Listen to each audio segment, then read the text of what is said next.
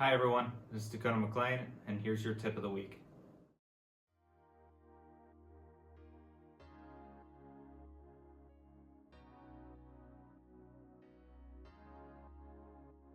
Today we're going to be talking about one thing in particular that is very specific to your golf game that everybody should look at is club gapping. Club gapping is the difference between each club and their yardages. When you're out there on the course, it is very important to understand how far each shot is and understand which club to use during those specific yardages.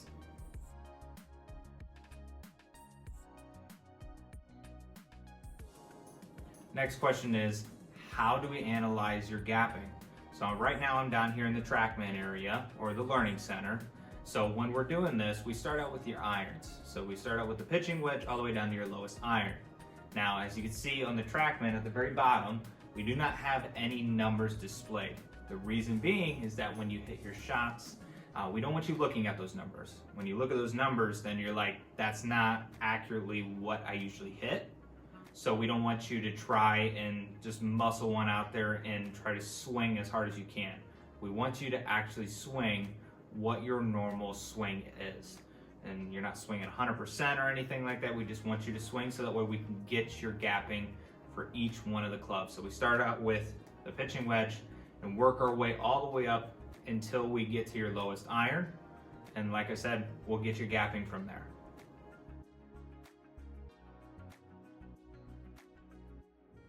Next that we look at is your actual wedges. So this is the one that we spend most of our time with due to the fact that it is the one with the least amount of yardage between you and the hole. It's the one that you're not hitting as far, and you change different speeds whenever you're trying to hit the ball. So I'm going to be showing you a couple ways that we look at so that way we're accurately trying to get your yardages based off of your different shot types with your wedges. So the first thing that we look at is we're trying to see how your full swing is. So the first thing that you're gonna do is that we would set you up like you're hitting a full shot. So we want you to just take a nice, easy swing to where we can figure out where your yardage is when you have your full swing.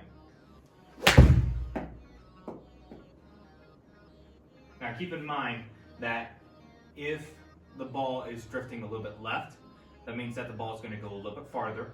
Now, if it starts to drift a little bit right, that means it's going to be a little bit shorter. But if you hit it right down the center of the actual fairway, you'll start to notice that that is going to be your accurate yardage when you hit it perfectly right down the middle. So that's the first thing that we would look at. The next thing that we would look at is that we would like you to try and choke up on the club a little bit. So if we're choking up on the club, that means that we are going to be hitting more of not a full shot, more of like a 3/4 shot. Now this is what we would use if we are a little bit shorter than what we are usually hitting with our full shots. So that way we're able to see what your accurate 3/4 shot is. So like I said, I'm going to be choking up on the club just a tiny bit, which means that I have to stand a little bit closer to the ball as well. So I'm just choking up on it just a tiny bit. And I'm just trying to get that yardage. Now as you can see that I'm drifting a little bit right of the target, which means that I'm going to be a little bit shorter. So that is the one way that we're able to determine with your wedges. Now a lot of people, they have a different makeup set of maybe 2 to 3 different kinds of wedges. One could be a sand wedge or a lob wedge. It could be more of a gap wedge, or even sometimes you can use your pitching wedge. But that's what we like to look at whenever we're looking at our wedges.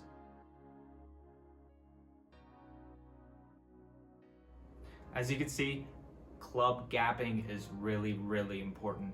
Sometimes we might have to actually take a club out of your bag. The reason being is because maybe your 4 hybrid might be the same as your 3 hybrid. And sometimes it's just not important to have 2 clubs that go the same exact length. This is a really important tool, so I recommend that you go and visit one of the golf professional staff to set up your club fitting. This could lead right into a lot of things like alterations to your clubs. It could change your lie, it could change your loft, and then it also could change the length of your clubs. This is all so that way we have the perfect gapping for each club out there. So whenever you're down here, take a look at some of those numbers and really try to dial them in and try to get your perfect gapping from each one of the clubs. I hope everybody has enjoyed this tip of the week, and I hope to see everybody next week.